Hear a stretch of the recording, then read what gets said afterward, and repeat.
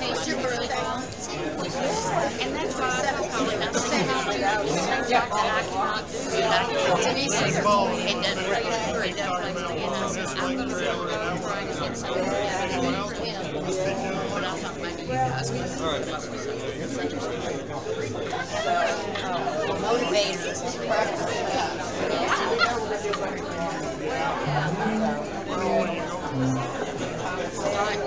Like this, right now, Georgie been before her day. You mean, I spent the money, but so I got me. I got to go and get my report, and I believe her and call me. So, I mean, that made that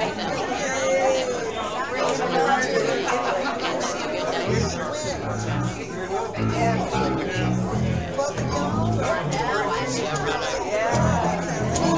you know, the dog was bad, and I need to check on this.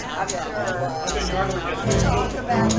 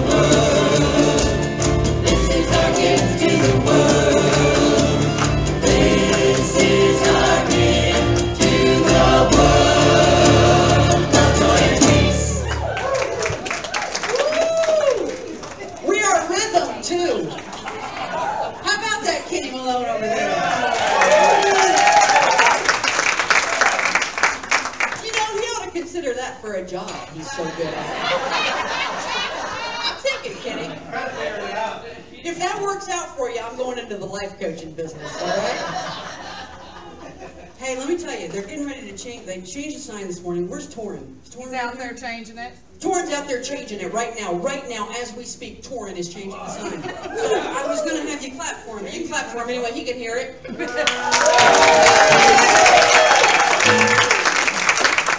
I want you to look at that sign when you leave today because it's going to say something really, really special on it. Because guess what? Although Easter is in April, this is really the month of Easter and the Easter season because Easter is April 1st. I am picturing Jesus coming out of the tomb and going, April Fools! Just a joke. I was just teasing you.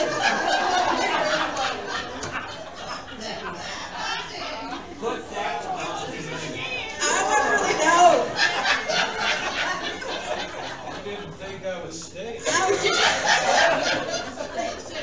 I was just trying to pull the Pharisee's leg a little bit there. So we're in the Easter season, and it's going to give a message out there that I know Reverend D is going to be talking about this month, and a theme that I think will be a fantastic theme to carry throughout this month. So pay attention to it on your way out, and if you get a chance when you see Torrin afterwards, give him a big old hug and say, thanks for changing the sign, Torrin. That'd be a nice thing. What am I saying first? Okay, number one, today is the day, this is Sleeping Bag Sunday. Sleeping Bag Sunday because we got so much stuff going on after church. Everybody's just staying on cots or whatever. Chaplains are meeting at 1. The prosperity team meets. The men's emotional support meeting is at 1 o'clock. If you did not know about that or you'd like to stay for that, I know that anyone is welcome who considers themselves men or emotional. And then this afternoon is Reiki and Restorative Yoga with Becky Astorita at 3:45 upstairs. So you might be interested in staying for that. I want to let you know, hey, y'all who were here last Sunday, did you see the old dogs who were here? Wasn't that fantastic? I love the old dogs. We're continuing to collect for the Old Friends Senior Dog Sanctuary. And now that you've seen them, you know what a great need that is and what a powerful ministry and work those folks are doing. And we want to support them in that. There's a wish list in the foyer. Of course, we're also collecting the snacks and coffee and tea and non-refrigerated creamers for our teachers at Pennington Elementary School for their lounge. So if you stop by the grocery store this week, maybe you want to pick up some of those. And then, of course, the Dotson Chapel Food Pantry. Our Saturday is March 10th. That'll be this Saturday, as a matter of fact. I don't know if you've got a full group of volunteers yet, Linda. I think it's full out there. It's full? All right. Well, then you're off the hook. But April's coming. So get ready. We do that every month. We people the Dotson Chapel Food Pantry. We're always collecting food items to help support that ministry as well. And then finally, I want to remind you about the McGavick Cluster Coalition. Here's what you need to know. Do you want to support high school students? Do you want to help them graduate? And do you want to help them get to college? If so, then you can put an extra check above and beyond your tithe in the offering. In the memo line, put McGavick Cluster Coalition, and we'll take care of that.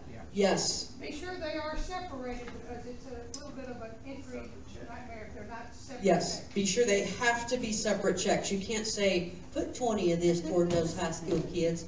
That won't work for us because Charlotte We already have to bring Charlotte chocolate in on Sunday afternoons most of the time. But at any rate, if we make them separate checks, that would be fantastic. Let's see. I got one more thing. March babies, stand on up. It's your birthday Sunday. Can you pray standing up, Judy baby? All right, here we go. Happy birthday to you. Happy birthday to you. Happy birthday, dear friends. Happy birthday to you. We all just keep standing and everybody stand up with it. Let's let go of something and let God.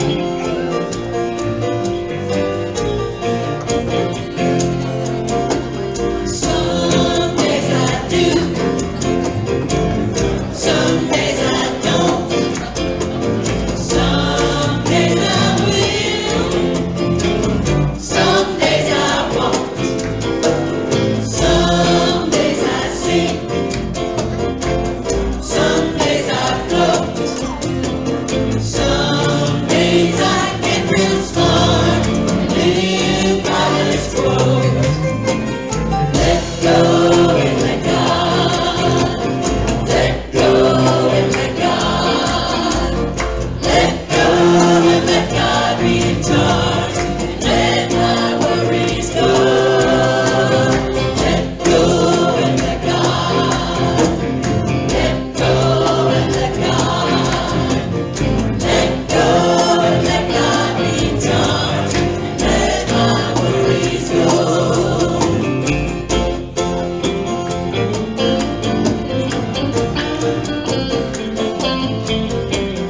Some days I'm up, some days I'm down, some days I smile, and some days I frown, some days I work, some days I play, some days I get real smart, and here's what I say. Let go and let God. Let go and let God. Let go and let God be in charge. And let my worries go. Let go and let God. Let go and let God. Let go and let God be in charge. And let my worries go. Let go and let God be in charge. Let my worries go. Let go and let God be in charge. Let my worries go. Woo!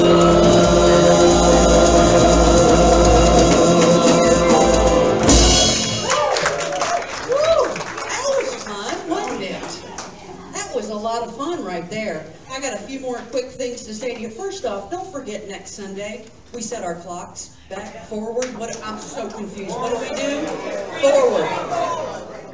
Just bunny rabbit hops forward. Here's what you do. You just do what I do and set your alarm on your phone and let your phone take care of that stuff for you, right? We're so grateful today to have James Nehan with us as special guest. You're going to love hearing from him in a little bit. This Saturday, March 10th from 9 to 12, we have an Intro to Astrology workshop with Susie Wright. She's standing back there in the back. And you can talk with her afterwards. Yeah, is that on? It's 10 to 12. 10 to 12. 10 to 12. That's even better, frankly. For me. I don't know about you. Sorry. 10 to 12. 10 to 12 this Saturday. So come on out. Talk to Susie afterwards if you'd like to come to that. This Wednesday, of course, Lunch Bunch at 11:30 in the Namaste Cafe. Those are the people who are going to change the world. And then this Wednesday night, we're starting a brand new Wednesday night class. If you're one of those folks who actually thinks you have to come on the first day of class, and you did not come to Winter Feast for the Soul because you were a late start, well, first off, that's just hocus pocus. That doesn't mean anything. But we're starting a new class, and we're doing Keep a True Lent. Denise and I both will be working with that class. It's going to be a fantastic opportunity to let go and figure out what Lent can really mean for us as a practice. So come on out and join us. I think that's all I got. Bea? Hello, good morning. Would the other prayer chaplains please stand? Just a reminder that the prayer chaplains are here to pray with you. If you would like to seek one out to pray with you. And I guess that's about it. Thank you. We're going to have a meeting today so we can be even more prayed up.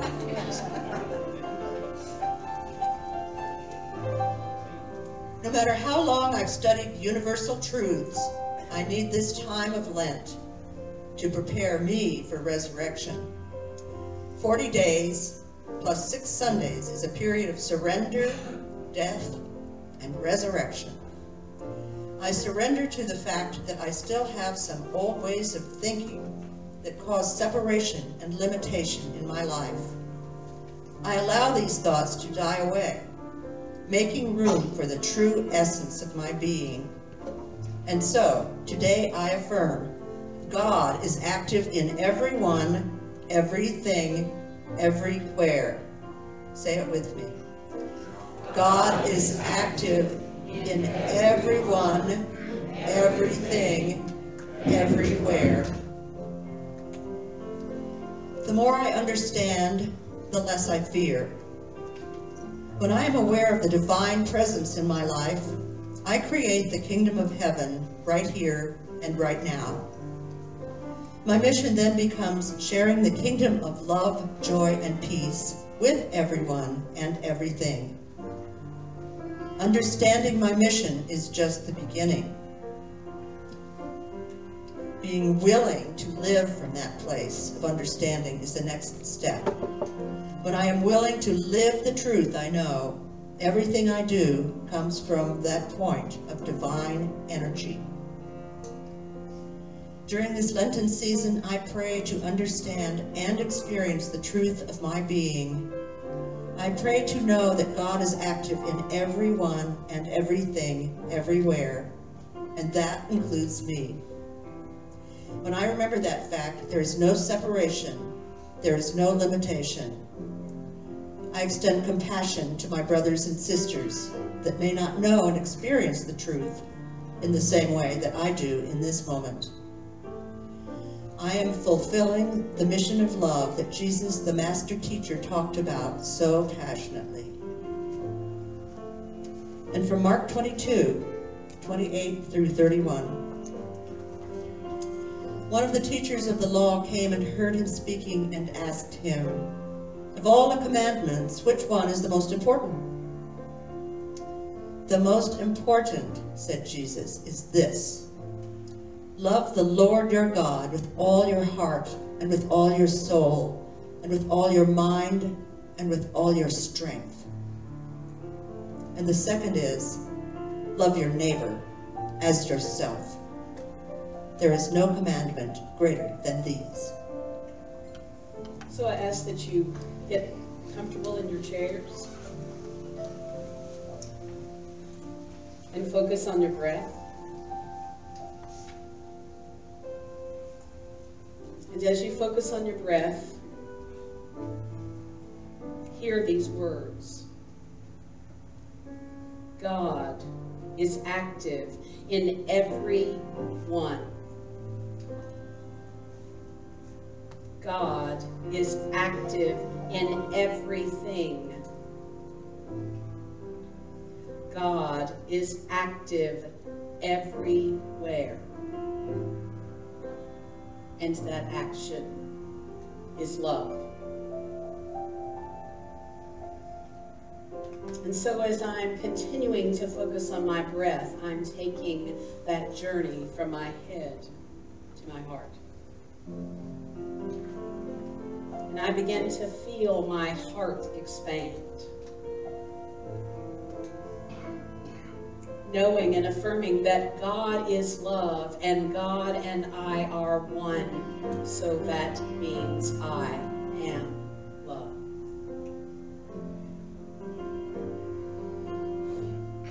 And so for me to do is to sit more times in the silence and to experience that love. To know it to be true in me. To feel it within me. Because that's where it starts. God is active in me. God is active in me. God, love, is active in me. In the silence. In the silence.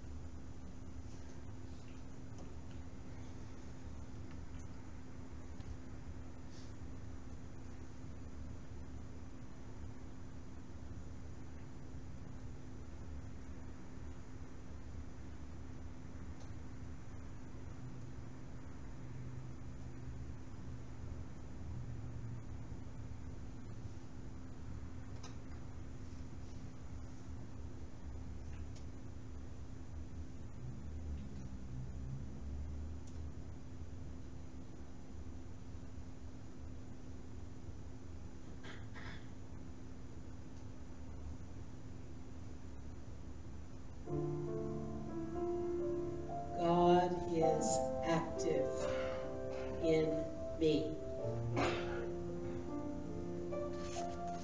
And so in this very moment, what is one aspect of me that I want to see more God in? That I want more love in? And am I willing to surrender that? I surrender.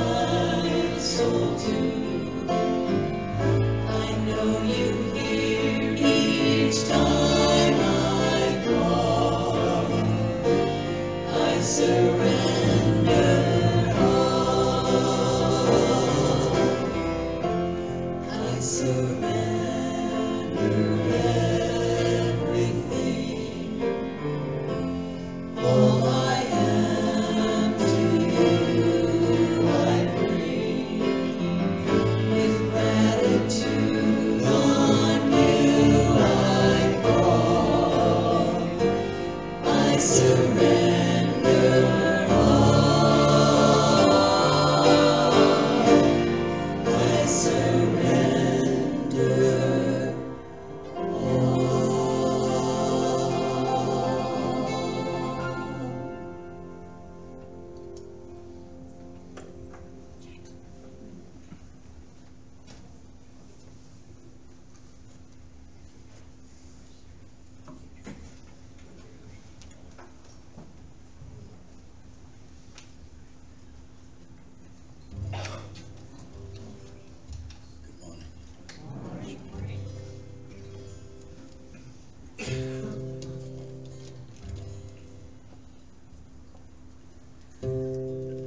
Every drop of rain that falls, every little bug that crawls, every flower, every weed,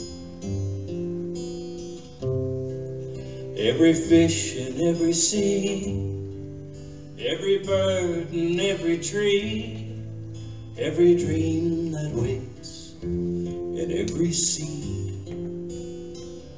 I see the light, I see the light, in the castle and the cave, in the cradle and the grave, in the candle in the wind, in the people passing by, in the stars up in the sky, in the ocean wave that's rolling in. I see the light, I see the light in everything.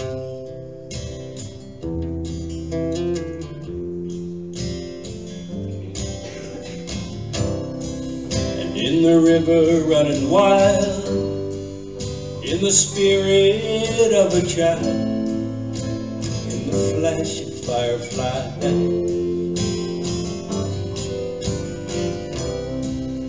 on the bleakest cloudy day, in the dirty alleyway, in the beggar's hopeful hungry eyes, I see the light, I see the light in everything.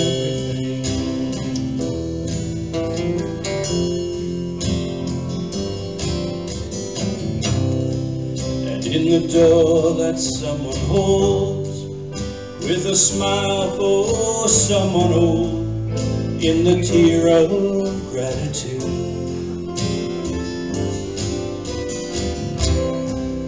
in the victim who forgives, even though she still relives what long ago she suffered through.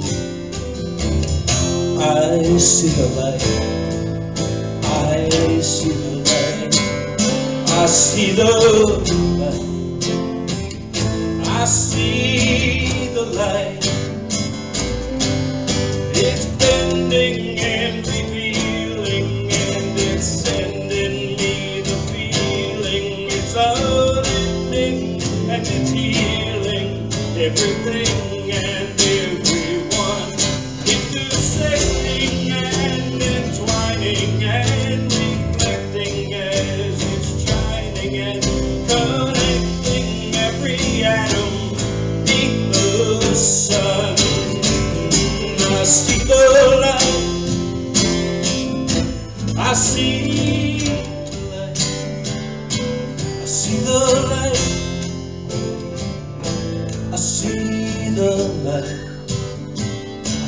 in everything.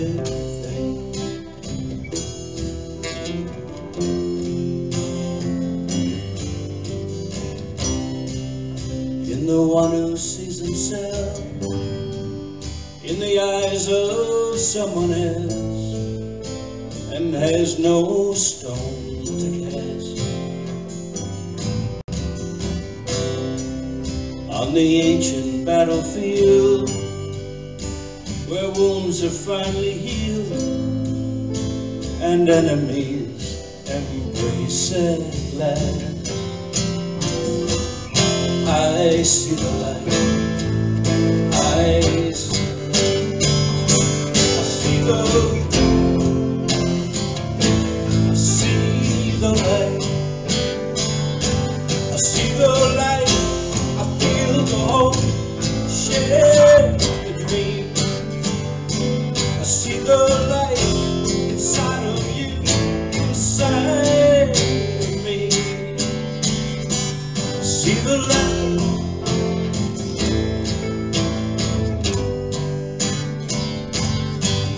I see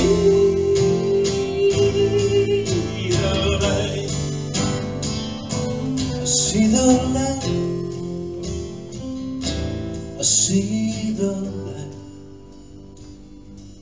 in everything.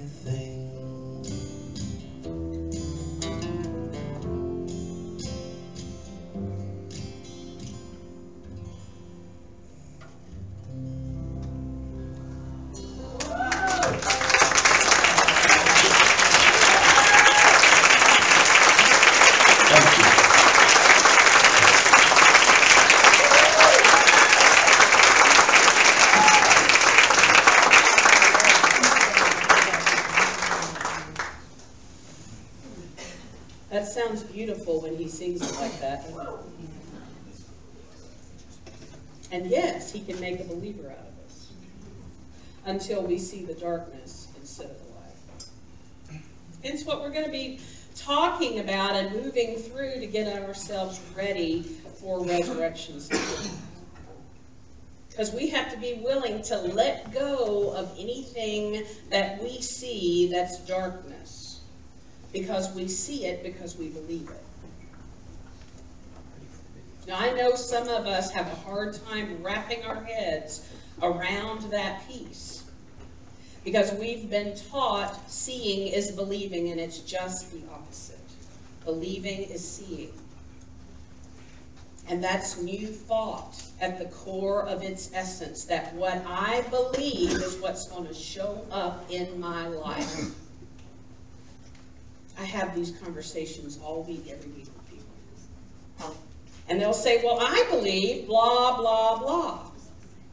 Part of me, the little evil part of Denise, can go, I know you believe that because that's what you got in your life. Does that make sense? What I believe is what's going to show up. Part of that is because of race consciousness. We're all a part of something that is much bigger than us. And so we get caught up in it sometimes and don't even realize that we're caught up in it till it begins to show up in our own personal lives. So I'm going to say something to you all that I believe, and I'm not telling you you have to believe this, but you do need to know what you do believe, and that's what this whole month is about. I believe we're all a part of something beautiful. Something that is bigger than ourselves. And something deeply, profoundly, and surprisingly good. I want you to hear that again. I believe, and some of you will get that because it's in the bowl this morning. So if you want that one, dig in there and get that one out there. I believe we are all a part of something beautiful.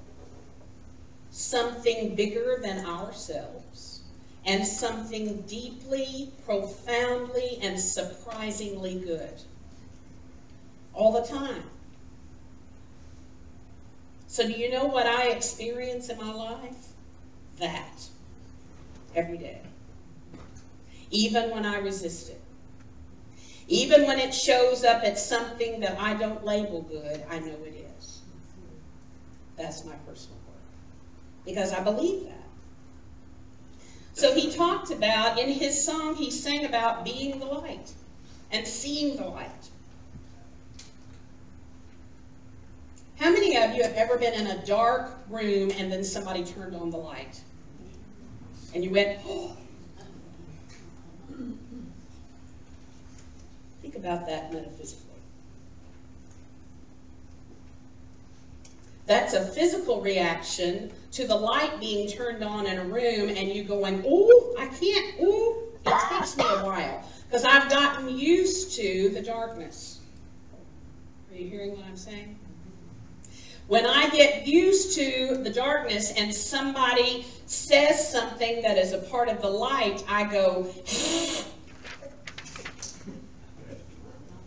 can you hear this? That's all it is. That is all it is my reaction to universal truths, and I push against them because it hurts. It hurts when somebody turns lights on. I did that Wednesday night after we had been in meditation and in this soft candlelight. All of a sudden I said, I'm warning you, I'm getting ready to turn some lights on. And people are like, ooh! But think about that in your personal life. I've had to answer as a minister to leaders in this church. I've had to answer to many people in the unity movement about why unity is not huge. And you want to know why? Because we can't stand the light. Because the more light that comes on, the more I have to look at myself, and it hurts. Does that make sense? That's what we're going to be doing for this month. Are you game to hang in here with me till we resurrect on Easter Sunday? Yes. Hear me, I'm not going to just step on y'all's toes. I'm stepping all over my own. I've done every piece of work around today's lesson in my own personal life, and it has not been fun this week. At all. Woohoo! When you look up at the sky at night, what are you looking at? Light in the darkness. And we do it all the time. It's like, oh, look. Yay. So what's the difference in our own personal lives? What is it? I may not be able to answer this for you this morning, but I will put a question in your mind so that you can begin to marinate on all of this. Anybody ever sat like that in the darkness, other than me? And those of you, because I know I have several out there that are therapists, excuse me when I step on people's toes. It's just us learning. What we do with this is we label it. I label this depression or sadness. I label this poverty and I don't know how to get up out of it. I label it something. And then what? I stay there. Does that make sense? And I'm not telling you not to go into these emotions and deal with them, but when you label them and stay there for 20 years, it keeps looking like this. Does that make sense? I know some of us extremely well. I know some of us have hung out on the edge of this for a long time. What is that about for us as human beings? Why are we so comfortable with that? I don't know. I don't know how to answer that question. I'll be honest.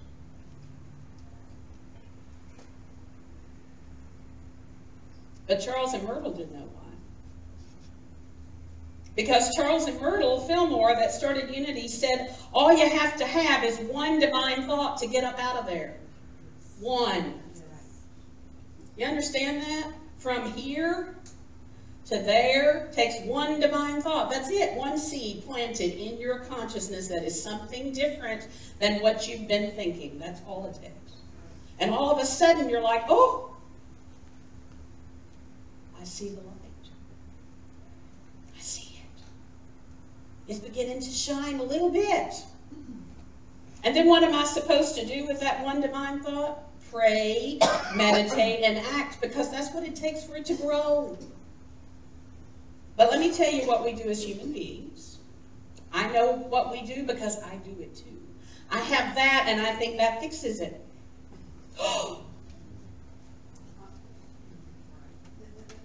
And since it's not like McDonald's and it didn't go away, I get pissed. And I say, this stuff doesn't work. Denise says it does, but it doesn't work. It takes more than one divine thought. No, it really doesn't. But it takes you following through on the rest of it. I got to do that with that one divine thought. Does that make sense? And I have to keep doing it. And then when I come back and say, well, this stuff doesn't work, I'm still poor. I'm like, how long are you willing to do this? How long did Myrtle pray until she healed her body? 7 years. I'm not saying it's going to take us 7 years, but I'm saying it takes as long as it takes. Does that make sense? It took her 7 years of every day sitting in front of a picture of Jesus and praying the same prayer for 7 years until she healed herself. It took her that long to get all that stuff up out of her system. But we don't want to do that. So I want you for about a minute to talk to someone beside you about why we don't want to do that. Because we'd rather take a pill or label it in. Whatever we'd rather talk.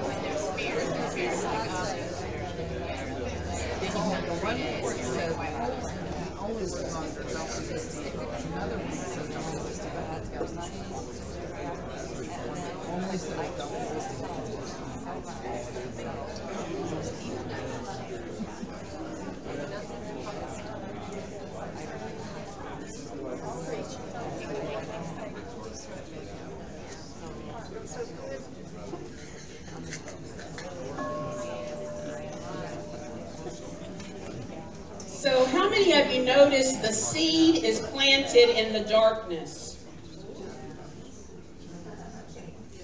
Does that make sense? Yes. You plant that one divine thought when you're in the darkness. Where do you get it? Divine mind. Linder. Woo! Linder, you get an A+ today. Woo-hoo! And if I can't come up with one divine thought, then what do? I call a friend. $1 Million Pyramid. I find me somebody, a chaplain. Chaplains are trained to give you one divine thought. That's what they're trained to do. When that person comes in and they are broken down and hysterical, I'm giving them one divine thought. That's it, period. To hold on to why they are trying to raise themselves up out of this darkness. We all get there. And if you don't have your circle of 5 friends that you can call, get them. Find them. Have them. Have them on speed dial. Don't have to remember their phone numbers. Just whoop. Who is it that I'm going to call to remind me who I am when I'm in the darkness? Because seeds need light to grow. That seed that you planted, that one divine thought that you plant, it's got to have light. And if it doesn't get some light, what's going to happen? I know I've got some old elementary teachers in here who remember all those little Dixie cups in the window and seeds. Anybody remember that? Why did we put them in the windowsill? Light. Wow. Are you getting this? It's not hard. This is not rocket science. Unity is so simple. It's why we miss it. We think it's harder than it is. It is so simple. A 4 or 5-year-old can get it. It's when we get to 35 and 40 years old that we want to make it harder than it is. Hard, Carolyn Bauer. We've talked about that for years. We want to make it hard. If it's hard, it's probably not the it. It's simple. So the name of my lesson today is this. Because the deal is, you all know the truth. And the truth shall set you free, but first it will. There you go.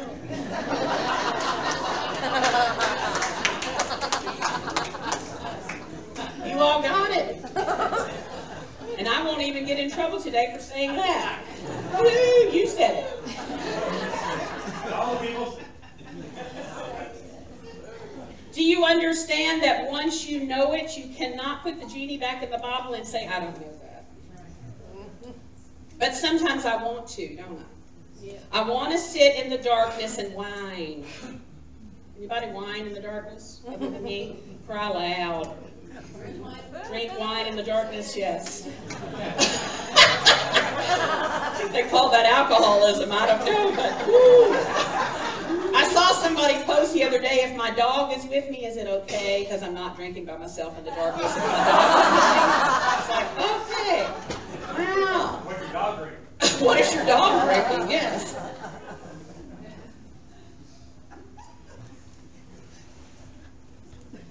Know that today we're going to look at a hard concept.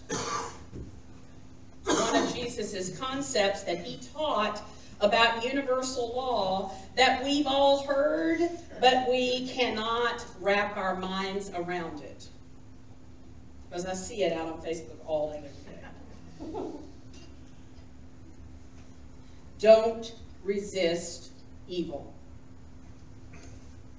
Now, what does that really mean? Jesus said that in the Sermon on the Mount. If you want to have a better, more fun life, quit resisting evil. Right? But I want to fight. I'm a warrior. I hear that all the time. I am a warrior. I am a prayer warrior. Woo! You know, just wrap your mind around what does that really mean to you. What do you believe that you have to do? Because what he said is that you have to overcome evil with what? Good. With what? Good. Huh. How do we do that? We get on Facebook and say all the ugly things we can think of about this thing that we think is evil? No. Because that's resisting it and pushing against it. And what you resist, persist. You all are good this morning. See, the deal is you already know all this. We just don't do it. We just don't. Because I see that little speck of evil in that person's eye. Now, I'm not paying attention if this big log is in my own. But I see that speck and I'm going to deal with it right now. Right? That's human nature. That's what we do. And then we go, I'm tired. I'm tired of dealing with all of this. Well, you're the one that jumped into the middle of it. Right? You're the one that took it on as your project. And now you're tired. Don't resist evil. What in the world does that look like? Jesus was trying to explain it to all those people that were sitting on the hillside. A big wad of them were Jews. Look how many laws they had. 613. Aren't you grateful you're not in that? I have a hard enough time dealing with me, much less 613 laws. How did they ever know what they were supposed to be doing or not doing? Can you imagine? And then there were some of these people, nothing like today, but there were contradictions in the law. Right? This is what you're going to get arrested for, but if you're this person over here, we'll let you slide. All that was going on, and they were going, what are we supposed to do? How are we supposed to live? And Jesus said that. What do you think they were feeling when he said that?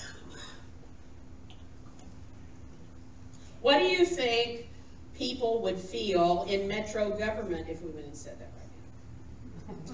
What do you think people would feel like if we walked into the White House right now and said that? Just think about that. Because this is no different. This was in Jesus' day. We've got what's going on in our world right now. And we know the truth, and the truth shall set you free, but first it will. Yeah, it will. Because I'm like, what am I supposed to do with this? I know the truth. But what happens if I try to say it? Or even try to live it? Then what? Don't resist evil. Now this is going to excite some of you. Woohoo! Are you ready to be excited?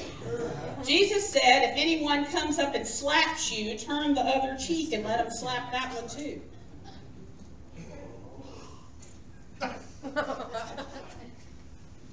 How many of you want to sign up for that job? Because I worked in Metro schools long enough, and I've heard so many daddies say, well, I told my son, if somebody hits him, you just beat the hell out of him.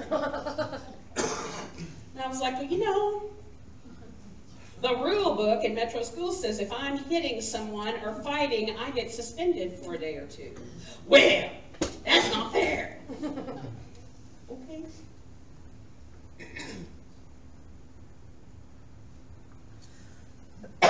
Jesus also said, and this one is going to rub all of us the wrong way, but just breathe. If anyone sues you, take your coat off and give it to them also.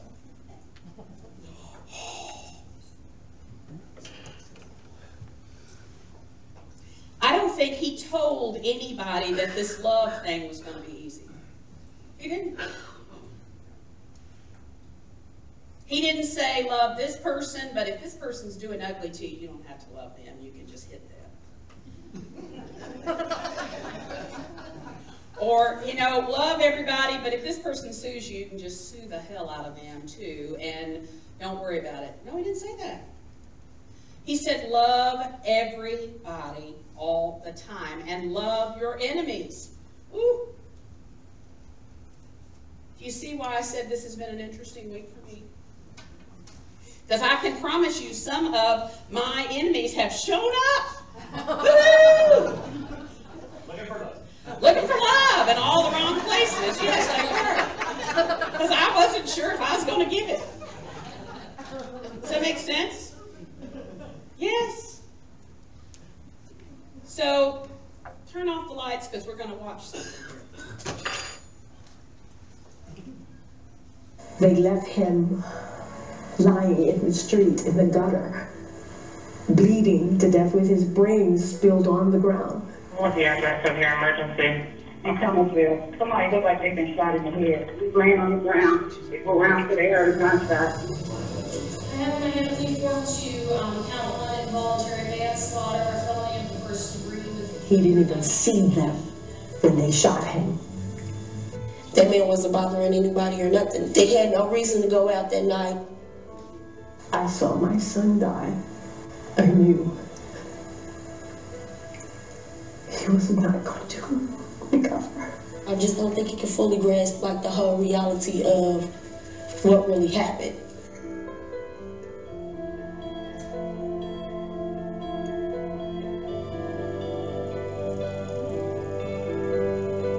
Facing from 3 to 11 years in prison and up to $20,000. These are children.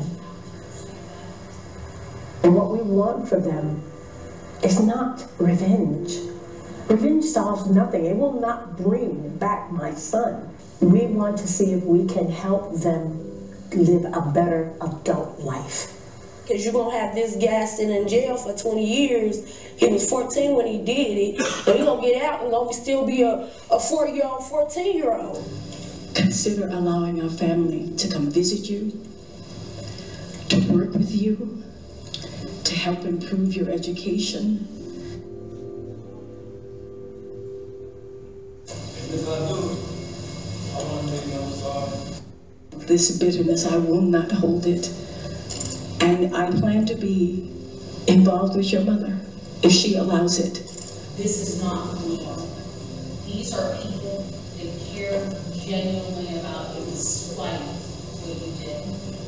You have the opportunity from this day to go forward and make yourself a better person. You don't have that chance of death being paid. You can only see how to help them when you have forgiven, truly from your heart.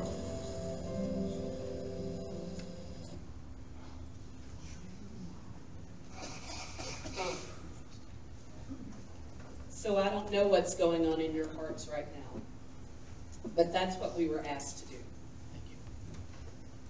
No matter what. And I'm not telling you it's easy because it's not. I had somebody post something on my Facebook page this week that I just wanted to bite. And it wasn't nothing like this.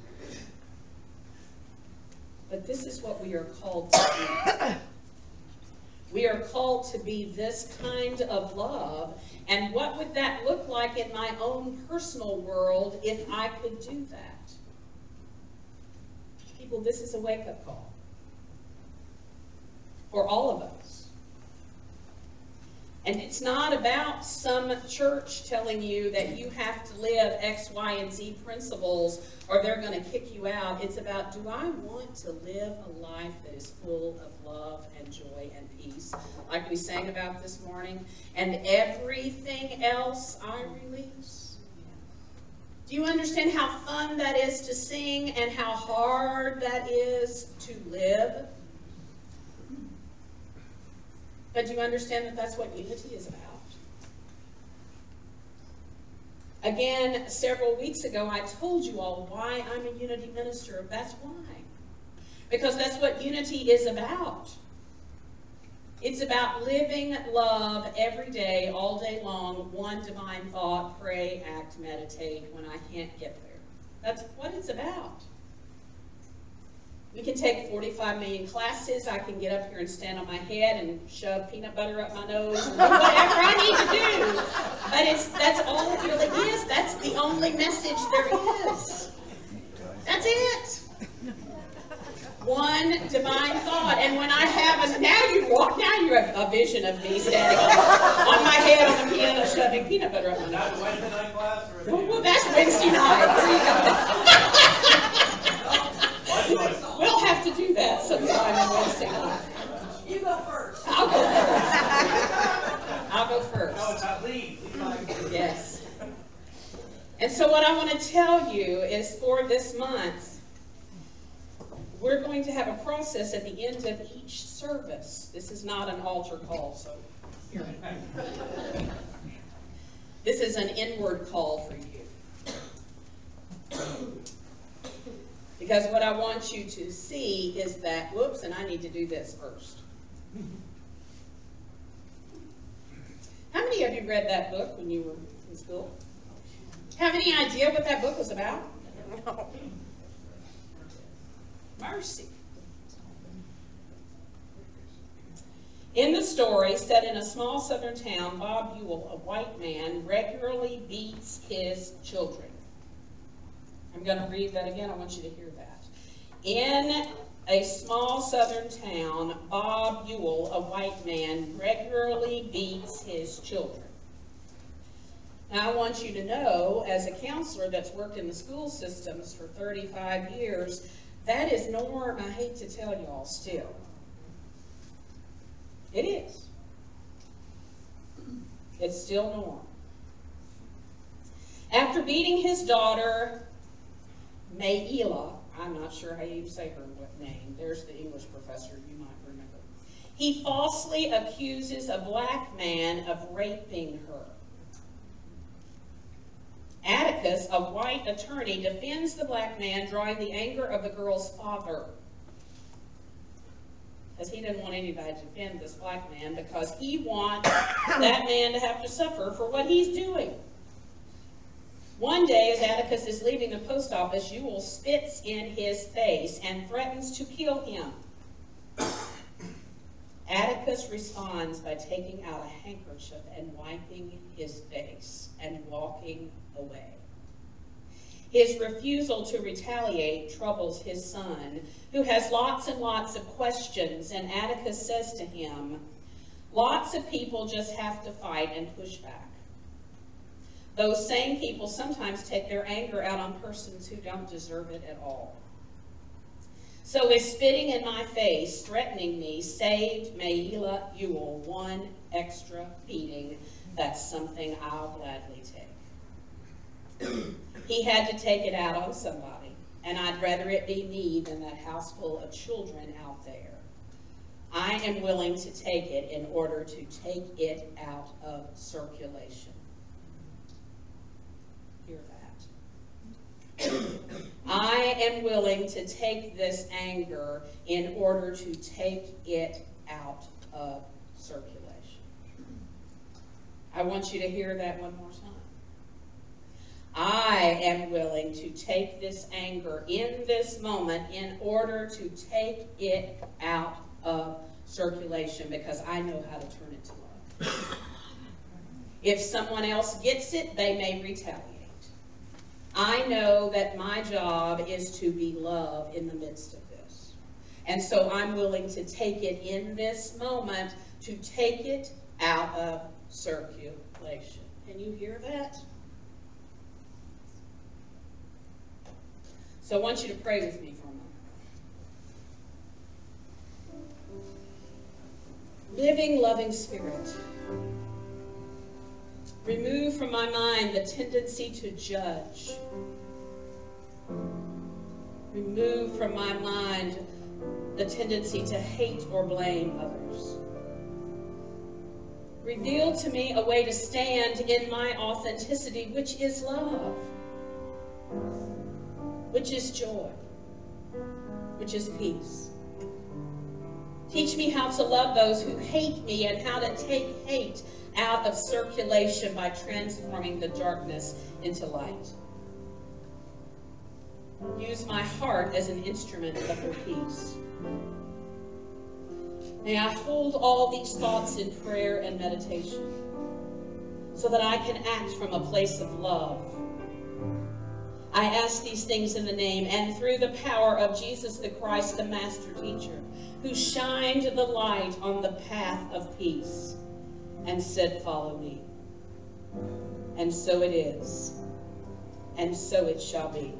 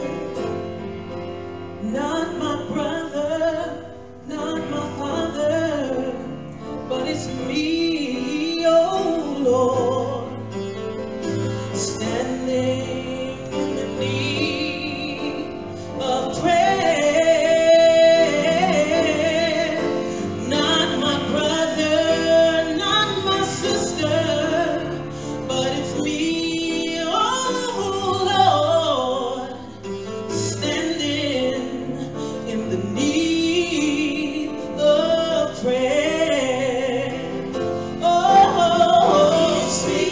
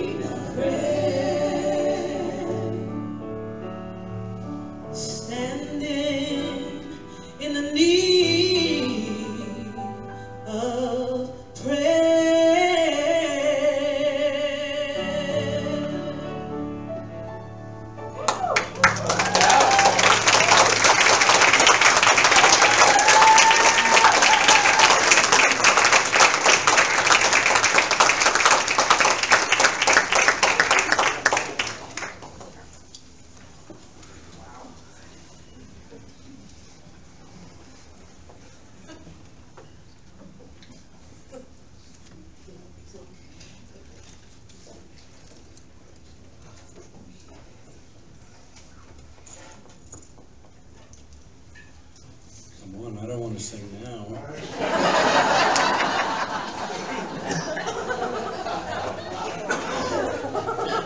I'm not feeling the light. I've been set up.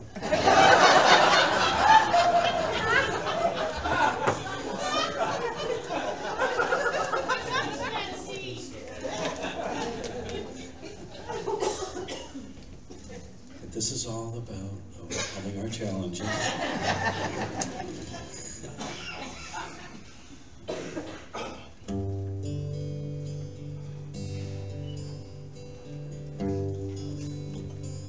Once there was a spark,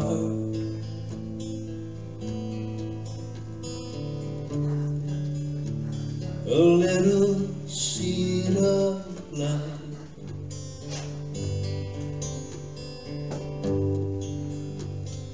Drifting through the dark,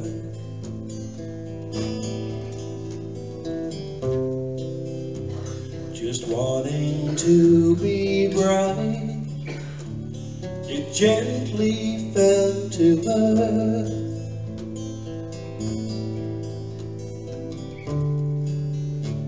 And joyfully it grew.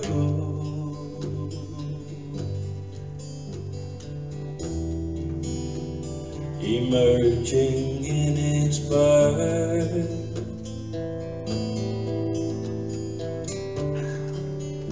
as the miracle of you, we are seeds of light, children of the sun.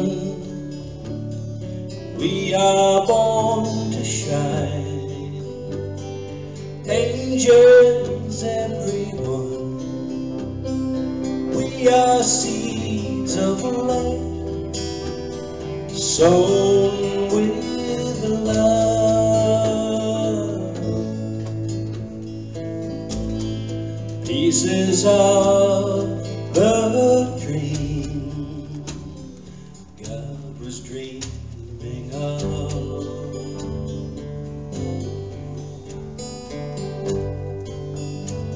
When tears and fears arise,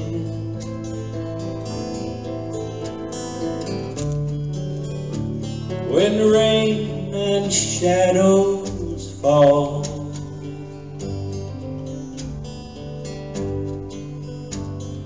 don't you close your eyes.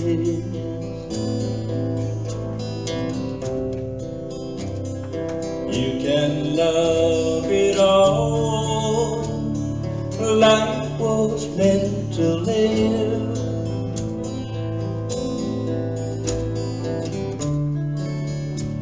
Embrace it from the start.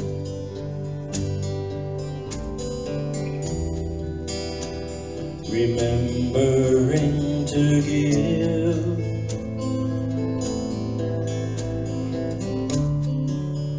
That spark inside your heart. We are seeds of light, children of the sun. We are born to shine, angels everyone. We are seeds of light, sown with love.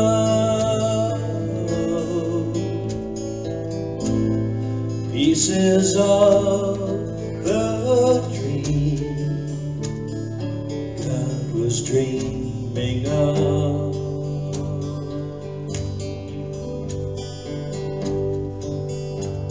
Wherever you should go,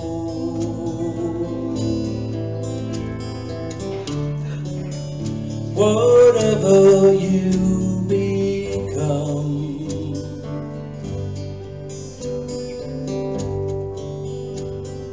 may you always know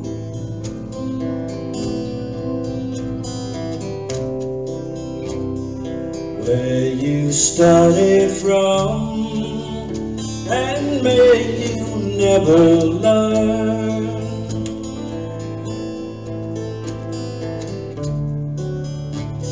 to hide the light you are.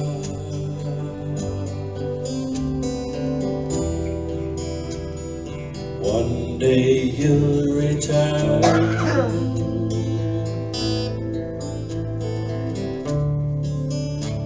to heaven as a star.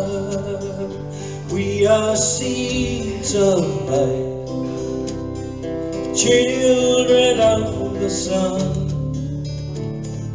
We are born to shine, angels everyone. We are seeds of light, sown with love, pieces of the dream God was dreaming of.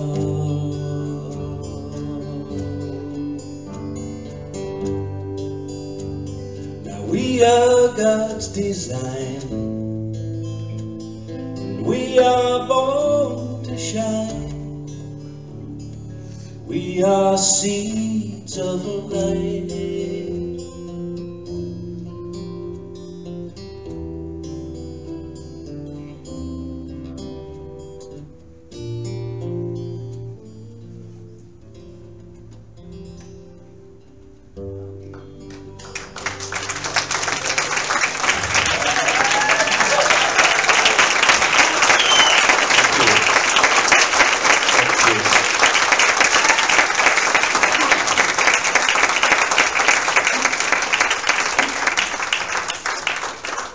I was glad I was allowed to take dictation.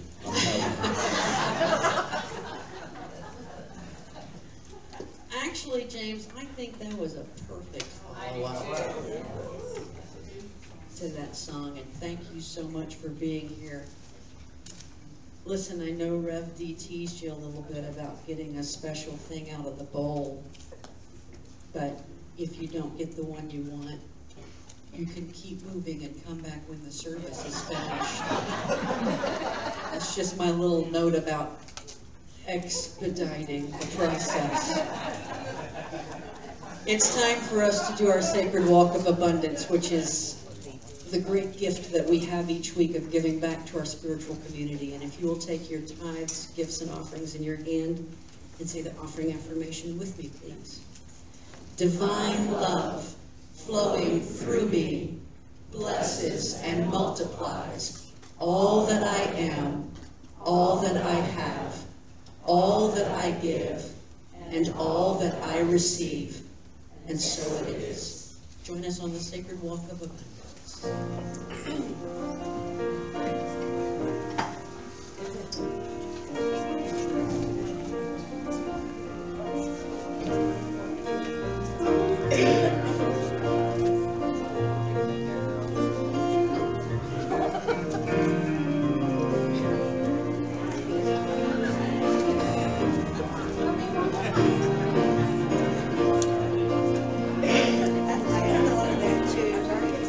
It's never any big deal.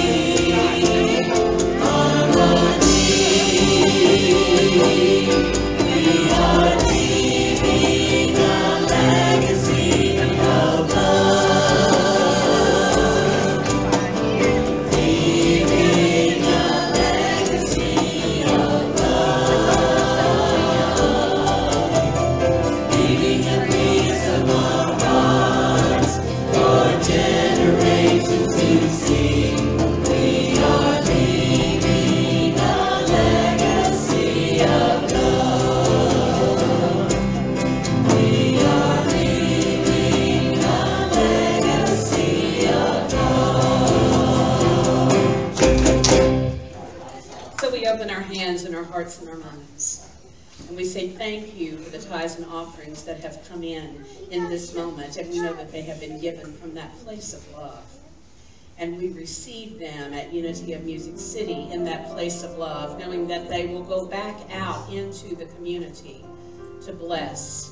We also know that from that place of love and joy and peace, when we share that out into the world, it comes back to us, heaped up, pressed down, shaken together, and running over, for that's the law, and so it is. I'd like you to meet a new light that I've gotten to know recently. Nikki, wave your hand.